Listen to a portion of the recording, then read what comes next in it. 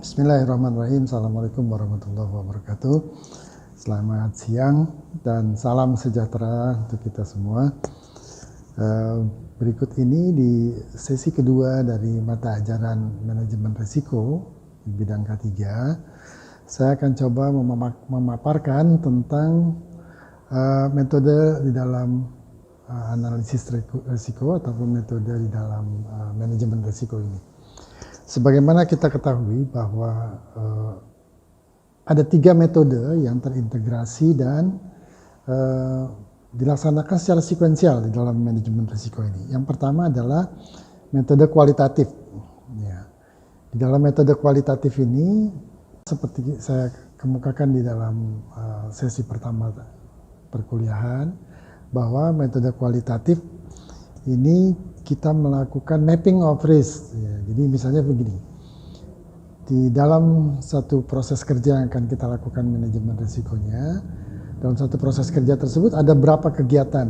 Ya, bisa kita bagi di tahapan persiapan, tahap implementasi atau operasional, dan kemudian tahap pasca operasi. Nah, di tahap persiapan atau pre-operasi, itu kita barangkali bisa melakukan identifikasi beberapa kegiatan yang ada di tahapan tersebut. Lalu kemudian dilakukan identifikasi resikonya. Lalu kemudian didapatkanlah misalnya profil bahwa di pre-operasi itu ada, sebutlah misalnya ada 10 kegiatan, kemudian ternyata ada 3 yang masuk dalam zona merah, ya, level of risk-nya merah atau high risk. Kemudian yang 7 masuk dalam, misalkan 4 masuk di dalam yang medium, dan kemudian yang 3 low. Lalu begitu juga di tahapan operasi kita melakukan identifikasi seperti itu. Nah, kalau di tahapan operasi misalkan kita punya 15 kegiatan, lalu kemudian ada 5 yang merah misalnya. Nah, begitu juga di pasca operasi, misalnya ada 10, 3 yang merah, ya maka kita bisa dapatkan 3 merah di preoperasi, 5 merah di tahapan operasi, dan kemudian 3 merah di tahapan pasca operasi. Dengan begini kita bisa mendapatkan mapping of risk yang ada. Ya.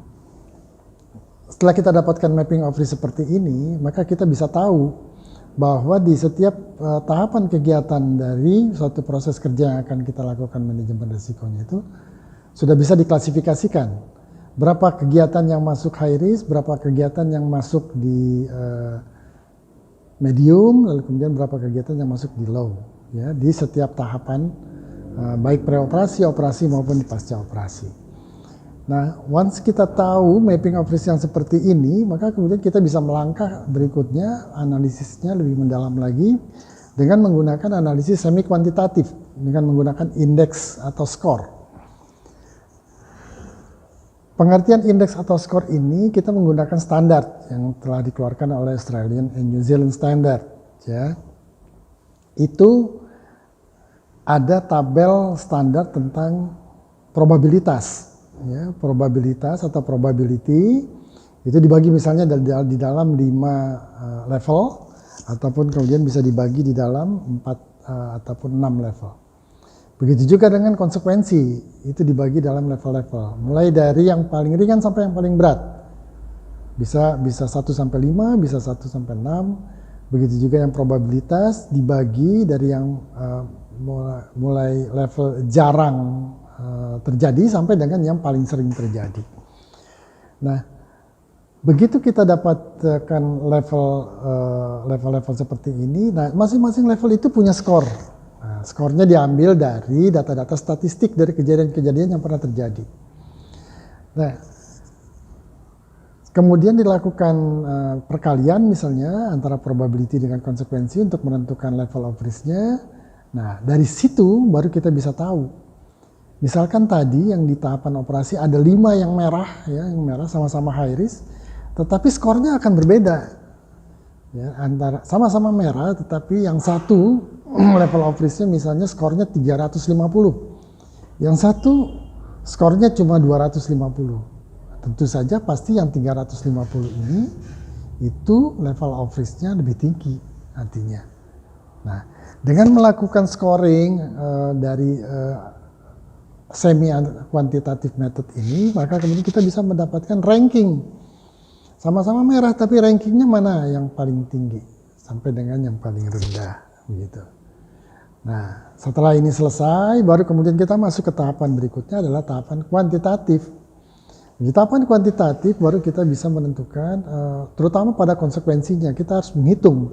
Konsekuensi ini biasanya mencakup pada 4 hal, yaitu people, lalu kemudian aset, lalu kemudian environment, dan kemudian reputation daripada organisasi. Nah, kita bisa lihat, tadi kriterianya menyangkut pada 4 jenis konsekuensi ini.